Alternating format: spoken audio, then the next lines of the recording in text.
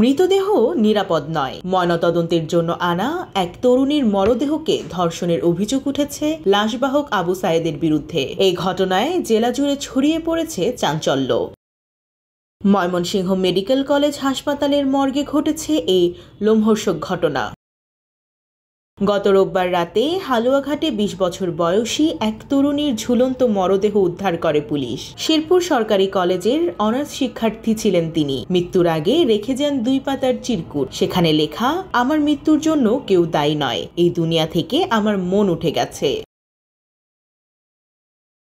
পরের দিন সকালে মরদেহ ময়নাতদন্তের জন্য পাঠানো হয় ময়মনসিংহ মেডিকেল কলেজের মর্গে। সেখানে প্রথমবার মরদেহ রেখে যাওয়ার পর দ্বিতীয়বার কাগজ আনার অজুহাতে মর্গে ফিরে আসে আবু সায়েদ। তখনই সে ঘটায় নৃশংস এই অপরাধ।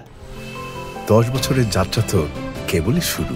একসাথে গ্রো করার এই জার্নি চলুক আগামীতেও।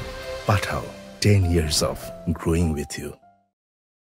ময়নাতদন্তে ধর্ষণের আলামত পাওয়া গেলে ফরেনসিক চিকিৎসক তাৎক্ষণিকভাবে বিষয়টি পুলিশকে জানান। এরপরই রাতে গ্রেফতার করা হয় সাইদকে।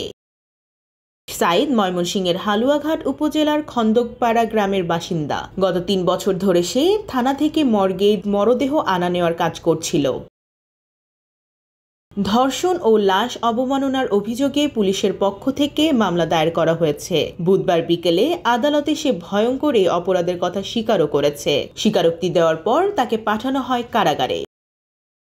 এই ঘটনায় ক্ষোভে ফেটে পড়েছেন স্থানীয়রা। অনেকে বলছেন, মৃতদেহ যদি নিরাপদ না থাকে তবে সমাজ কোথায় যাচ্ছে। নৃশংস এই ঘটনার পর মর্গের নিরাপত্তা ও তদারকির ব্যবস্থায় কড়া নজরদারির দাবি উঠেছে বিভিন্ন মহলে।